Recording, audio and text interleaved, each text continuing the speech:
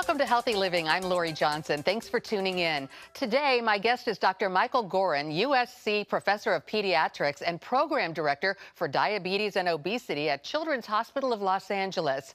Dr. Gorin is known for his groundbreaking sugar study that showed sugar was bad for kids and how foods children eat every day, like yogurt, deli meat, and cereal, contain more sugar than advertised, and that sugar was directly affecting kids' development and behavior. In his new book, Sugar Proof, The Hidden Dangers of Sugar That Are Putting Your Child's Health at Risk and What You Can Do, Dr. Gorin goes one step further to explain a child doesn't have to be obese to be suffering from sugar damage. And well-meaning parents who purchase organic cereal and goat milk yogurt are still a part of the sugar problem. Sugar is not only damaging to the bodies of our kids, it is the cause of attention problems, anxiety, and inflammatory conditions such as asthma and acne. In addition to all that, a new study shows a link between a high sugar diet and the threat of complications due to COVID-19. Well, welcome, Dr. Gorin. Thanks for being here. So nice to see you. Thank you so much, Lori. It's lovely to be here.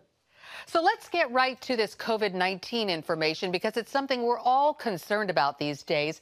What can you tell us about how a high sugar diet affects our likelihood of developing problems from COVID-19? Yeah, so this is new work that's just coming out, and it's actually the primary focus has been on high blood glucose levels, but clearly a high sugar diet in the long term is going to contribute to longer-term increases in your blood glucose levels. And what these studies are showing is that when you have a higher blood glucose level in general, it contributes to this kind of broad, across-the-body, low-grade state of inflammation that comes along with that high blood glucose. And so what these studies are showing that when you have that low-grade inflammation across the body, when you actually get an infection like from COVID-19, the response becomes a little abnormal, and the body responds to the low-grade inflammation throughout the body instead of just attacking the COVID. So it's not a good thing to have broad-scale inflammation in the body when your immune system needs to fight COVID-19. So what the studies are showing is that the combination is not very good, and you have a greater amounts of complications to the infection because the thinking is that the immune system is attacking other parts of the body instead of the COVID-19. Well, you're, of course, very focused on sugar and kids. And, you know, a lot of parents might think they're doing pretty well when it comes to limiting the amount of sugar their kids consume. How can they know whether they're hitting the mark? Some of the more outward effects would be poor skin, acne, asthma, and lack of focus and concentration, energy and mood swings, rapid fluctuations in ability to concentrate, resulting in what's been termed, quote unquote, hangry, the combination of constantly feeling hungry and angry because of the emotional state. Oftentimes this is due to what we call the sugar roller coaster. And kids are very, very sensitive to sugar. So when they get sugar, they often experience surges in energy and then rapid crashes, resulting in low blood glucose, which comes along with stress, anxiety, bad mood, and feeling hungry. And so parents often will not necessarily equate those responses with high sugary meals, but that is one of the best indicators. And you can very easily test that at home by trying to cut sugar and just seeing if some of the emotional, behavioral, lack of concentration, lack of focus effects are resolved after sugar is taken out of the diet. And you can do this very quickly. I'm not talking about long-term sugar reduction. I'm talking about take sugar out of a breakfast meal and just see if your kids are going to be more focused and more stable energy levels throughout the day. Well, of course, we all want what's best for our children. Talk a little bit more about how sugar affects the mental, physical, and academic health of children. Sugar literally does affect kids' bodies literally from head to toe. starting in the head with brain development. And what we're also finding in the research is that kids are more sensitive to sugar, and that is because when they're growing, their bodies are being built. When their bodies are being built, they may be more vulnerable to those damaging effects of sugar, and that could be on poor academic learning. Studies have shown that children who consume high amounts of sugary beverages, including juices, perform worse at academic tests in school, less able to concentrate. And then longer term, as I just mentioned, we set up the body for long-term risk of heart disease, type 2 diabetes, and fatty liver disease, which is almost a brand new condition. We've known for a long time that alcohol contributes to alcoholic fatty liver disease, but in the last 20 years, we're seeing major increases in non-alcoholic fatty liver disease, particularly and also in children. And the liver is a very important organ in the body that basically eliminates all the toxins. So if your liver is not working, you're in trouble. And the end stage of fatty liver disease is needing to have a new liver. And the bottom line is that excess sugar, and fructose in particular, contributes to fatty liver disease. And then there's also digestive problems as well. Kids weren't designed to be consuming all this sugar, but now they are. And so they don't have the right machinery in their body to absorb that fructose. So if you don't absorb that fructose, it causes malabsorption and tummy problems. Well, this is fascinating information. We're going to take a quick break and be back with Dr. Michael Gorin. The new book is called Sugar Proof, and he's going to tell us what we need to know when we are at the grocery store. Stay with us.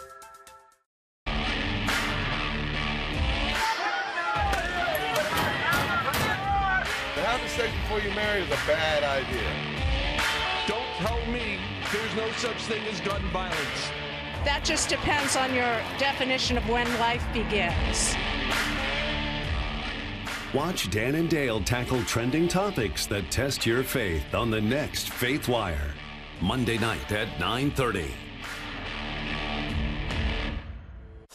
The Global Lane takes you around the world, providing facts over fiction. What might rising trade and geopolitical tensions mean for you on the home front? With over 45 years of experience, award-winning journalist Gary Lane brings you the truth from a global angle. What about the issue of immigration?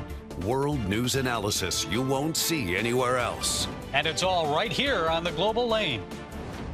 Watch The Global Lane, Thursday night at 9:30.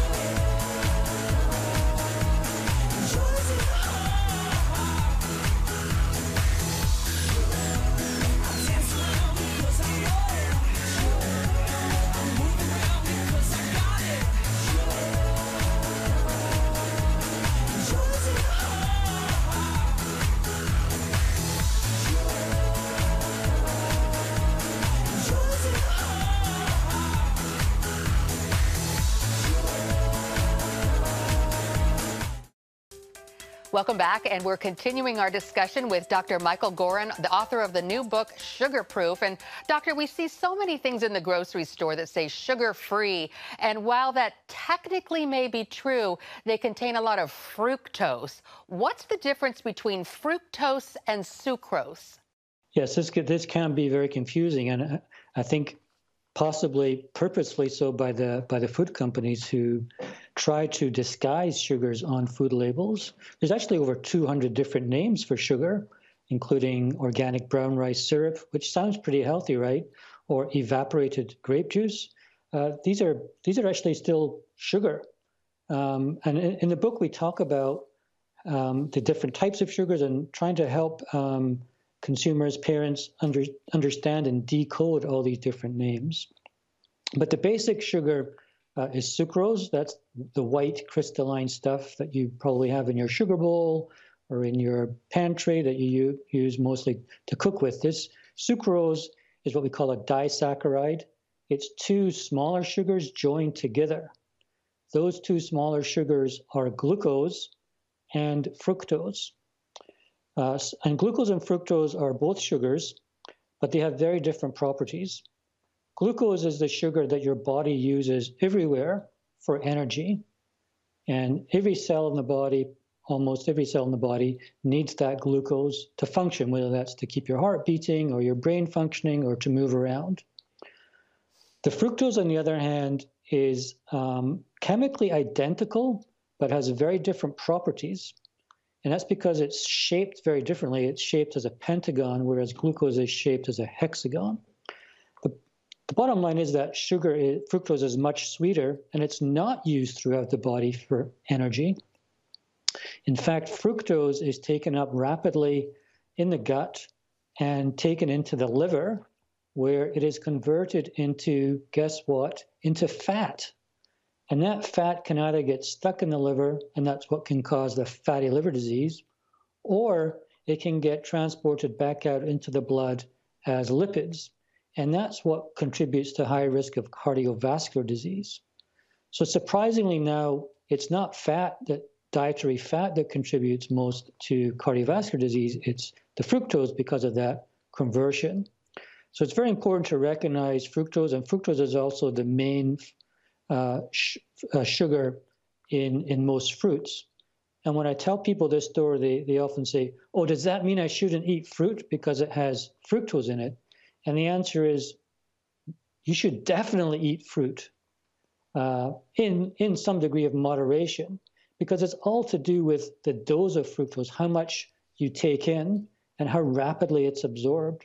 And when you drink fructose, like from a fruit juice, you get a big, massive dose of fructose all at once.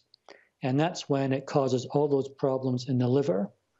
Whereas if you, let's say, eat an apple, it's got less fructose to begin with. It's wrapped up in the fiber. It's absorbed much more slowly. And in fact, studies show at that level, some of that fructose can be made into glucose. So it doesn't cause those effects. And that's why one of our big mottos is that you should eat fruit and not drink it. Because when you drink it, you get this massive dose of fructose all at once. So this is great information for parents and also school teachers who have the school lunches, because everybody is under the impression that fruit juice is really healthy for children, but you vastly disagree because of this fructose situation. So you're telling your parents to not give their kids any kind of fruit juice, even orange juice? The occasional glass of orange juice is okay, but I would advise against serving fruit juice on a regular basis, and advise against moving it away from the diet altogether as much as possible. And you can start that by diluting it with plain water or fizzy water to cut the sugar down a little bit more.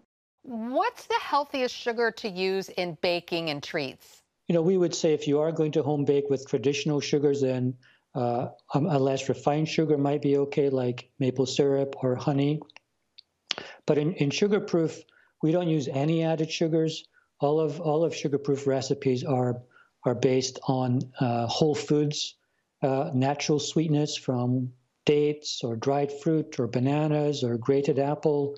And we've come up with very creative recipes that you can make at home and your kids can help, that are devoid of any added sugars. But if you're baking cookies for a special occasion or a cake for a birthday, you know, that's perfectly fine and perfectly okay, but try to cut the sugar down by half and try to use less refined sugars as well. All right, that sounds fantastic. Sugars from dates and bananas and things like that with that wonderful fiber. We're going to take a quick break and be back with Dr. Michael Gorin, and we're going to talk about some ways to encourage your kids to eat less sugar. Stay tuned. It's the new Superbook Bible app. It's packed with games, activities, and Superbook episodes that you can watch for free. Oh, no! There's trivia, a fun daily devotional, and answers to your Bible questions. Plus, an easy-to-understand Bible the whole family will enjoy. You can even create your own Superbook character. Ta-da! It's the new Superbook Bible app. Free downloads on iTunes, Google Play, and Amazon. From Washington, D.C., uncompromising stories, interviews, and analysis from veteran journalists David Brody, escalating fight, Jenna Browder, chose his words carefully, Ben Kennedy, plan to join him, and Amber Strong. For impeachment grows a little bit louder. Bringing you the political news that matters. We get out and tell the story of the progress that we're making in this country. Watch Faith Nation, weeknights at 6 on the CBN News Channel. We will move the American embassy to the eternal capital of the Jewish people, Jerusalem. As the nations rage, you can stand with Israel. History is being written, and I want to be a part of it. Call 1-800-700-7000 and get to life. This is our nature as a country. Discover the untold story of how Israeli volunteers are changing the world. We consider it our duty to reach out and help others around the world. For a gift of $10 or more, you can own the acclaimed CBN documentary To Life. To treat a human, no matter what he is, which religious he have, which color he is, this is what I'm doing. Support Israel in their time of need. Get to Life, now available on DVD. Call 1-800-700-7000 or log on to cbn.com. And I wish that other people throughout the world could see this side of Israel. Welcome back. We're talking with Dr. Michael Gorin, and the book is Sugar Proof. Dr. Gorin, what are some tips to encourage kids to eat less sugar? We have many, many tips that we share with parents in Sugar Proof and in our social media channels. We know that one of the best things you can do to cut sugar is to cut soda, and like we just talked about, to cut juice. That sounds pretty easy, right? But how do you actually do that at home? And there's several ways to do that. One of the first things you can do is just don't buy it at the grocery store. Don't bring it into the house. Studies actually show that kids get most of their soda and most of their juice at home. And with kids being at home more now because of COVID than otherwise, it's a good time to just shop wisely and not bring sugary beverages into the house. Again, it's okay to consume those. Keep them for a special treat if you go out for dinner or to a birthday party or something, but just don't bring them into the house. Keep fresh water readily available. We have in our house 3 glass bottles full of drinking water that we keep in the fridge. It's always there if kids get thirsty. They come out at meal times. That's the default drink that kids should be drinking with their meals. Breakfast is also important, especially for kids. Not everybody's a fan of breakfast, but kids need breakfast. And we have a lot of tips about how to turn breakfast around. Breakfast traditionally comes along with a lot of sugar and sweeteners, whether that's a sugary cereal or a piece of toast slathered in jam or pancakes that get drowned in syrup. There's lots of ways that you can still have those things, but cut the sugar. So you could go for a breakfast cereal with less sugar and more fiber. You can put peanut butter or other nut butters on toast or cheese or simple fruit compote. You can serve low sugar cereals, but serve it with fresh berries or cut fruit. There's a really interesting study, for example, that gave kids the choice of either a low sugar cereal or a high sugar cereal, your Fruit Loops, Frosted Flakes, and so on, versus the low sugar cereals. And they served them with berries and fresh fruit. And what they found was with the high sugar cereal, kids tended to consume more of it. Kids love sweet foods, and if they have the chance, they'll eat more of it. But they'll also choose the low sugar version if they can naturally sweeten it themselves. So give the low sugar cereal, serve it with some berries, and then you get the natural sweetness of the fruits and the berries, which comes along with all kinds of other nutritional benefits as well. You can make pancakes, make them savory. They don't have to be drowned in syrup. I mean, the default is syrups or waffles or crepes get covered in Nutella or syrup. We're not saying you can't have pancakes. There's lots of ways to serve pancakes and crepes and waffles, but without drowning them in sugar. So we have lots of tips about that as well in the book. And you have some wonderful sugar-proof recipes in the book as well. We're going to take another break and come right back with Dr. Michael Gorin, author of the new book, Sugar-Proof. Stay with us. Come home to the sounds of Southern Gospel from CBN Radio. You'll enjoy a rich Southern blend of bluegrass, classic gospel, and Southern gospel favorites like the Gaithers, the Crab Family, and bluegrass sounds like Mountain Faith. So make yourself at home with the all-new CBN Southern Gospel. Now available at cbnradio.com.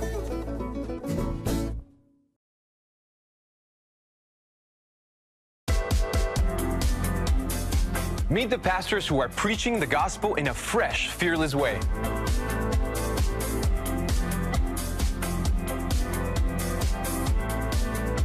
I'm Roberto Torres-Cedillo. Join me each week for Next Gen Voices.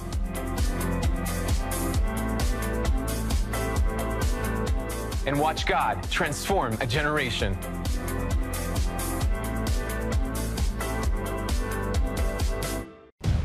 Prophecy thousands of years old. We were called to be a light to the world. Being fulfilled today. Discover how. Get to life. Call 1-800-700-7000. We consider it our duty to reach out and help others around the world. For a gift of $10 or more, you can own the acclaimed CBN documentary To Life. Just call 1-800-700-7000 or log on to cbn.com. To treat a human, no matter what he is, which religious he have, which color he is, this is what I'm doing. See how the people of Israel are fulfilling prophecy. History is being written, and I want to be a part of it. By sharing their knowledge. In Africa, in Asia, in South America, in East Europe. And their love. This is how we work. This is us.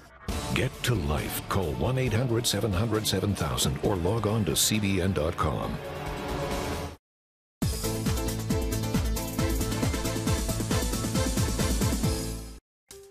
Welcome back. We're talking with Dr. Michael Gorin, author of the book Sugar-Proof. So what are some of these kid-approved sugar-proof recipes? Yeah, so in the book we have 39 recipes in the book. We wanted to come up with simple, versatile recipes that kids can help with. We know families are busy. You have a lot of kids with different food preferences, so we wanted to make them versatile. None of them have added sugar. We have breakfast recipes, snack recipes, healthy lunchbox recipes, and dinner recipes. And what we tried to do was take family favorites, popular items, and come up with sugar-proof versions. And a good example of that would be a blueberry muffin. Typical blueberry muffin from a coffee shop or from the store might have 10, 12 grams of added sugar, above the daily recommendations for a child. We came up with a recipe that has 0 grams of added sugar, just naturally sweetened. We have things like this, which I can show you. This is, I don't know if you can see that. I just made these this morning for my kids. This is chocolate sesame squares made with tahini and dates and dried fruit and sesame seeds on top. Those are pretty delicious treats that come without any added sugars and have all the other benefits of some of the other nutrients in the foods there. We have other recipes for example, healthy dinners, whether that's a healthy rice bowl with roasted vegetables, stuff that we know kids will like. So Emily and I drew our experiences as parents walking this walk with our kids as we brought them up, trying to come up with healthy recipes that kids, families will love, we'll all eat together, kids can help, and they're all without added sugars. How do you get kids to snack healthy? 80% of kids' snacks in the grocery store have added sugars. How do you get healthy snacks? And one way to do that is to push veggies as snacks. Here's a snack I made earlier. It's just sliced cucumbers with this furikake sprinkles. Very crunchy. What kids love to do is take the cucumber, dip it in the furikake, and it's got a delicious crunch. You have to make these snacks, make it fun for the kids. Kids love to dip things. They love to sprinkle toppings on stuff. Think of when you took your kids to the yogurt store and they love to like put all the crappy stuff on top, all the jelly beans and other high sugary stuff. Take that principle, but put it to work for yourself, because kids love that concept. But you can do that concept in a healthy way by taking vegetables and having fun sprinkles, crunchy sprinkles, good stuff on top that will make them want to eat the healthy veggies as a snack. You know, a lot of parents think, well, you know what, I'll just not give them sugar and give them foods with the fake sugars in them. Where do you come down on artificial sweeteners? We come down pretty hard on artificial sweeteners, and there's a huge variety of different sweeteners on the market now. Some of them are artificial synthetic compounds that are hundreds, thousands, tens of thousands times sweeter than sugar. There's natural varieties like stevia and monk fruit, and they all have different effects on the body and different pros and cons. But the bottom line is we just don't know enough about the long-term effects on the body. What we do know is not good. We know that these compounds affect the body. They are powerful activators of sweet taste receptors in the mouth. But we have sweet taste receptors throughout the body. So in essence, they trick the body into thinking that it's eaten when it hasn't eaten. And this can have a lot of negative effects, whether that's on the GI system. Some of these sweeteners are not absorbed, so they affect the gut microbiome. Some of them, like aspartame, are absorbed, but then they're broken down into nasty sounding chemicals like phenylalanine and formaldehyde as breakdown products that by themselves also can be dangerous, especially to the developing body. So whether it's a natural sweetener like monk fruit or stevia or an artificial sweetener, we just don't think it's worth the risk. In addition, for me personally, I just don't like the taste. I'd much rather taste natural sweetness, and I'd much rather my kids get used to the taste of natural sweetness. So what this is all about is not just cutting sugar, but cutting sweetness. And if you use artificial sweeteners, you won't cut down on the sweetness, and then your kids may feel hungry, within a short period of time and then want to eat more. In fact, studies show that kids who habitually consume these types of sweeteners actually eat more calories throughout the day. And that's probably because these compounds are tricking the body into thinking that it's still hungry and that it should eat more, when in fact it shouldn't. So we're all for promoting natural sweetness, getting back to real foods, whole foods, and we can use these to sweeten foods in a very natural, nutritious, wholesome way. Well, thank you, Dr. Gorin. We're out of time. Congratulations on the book. The information is so important for parents. Thanks for being here. Good to see you. Thank you so much, Lori, for your interest in helping get our message out to families across America. Well, that's it for now for this edition of Healthy Living. Thanks for tuning in. We'll see you again next time. Bye, everybody.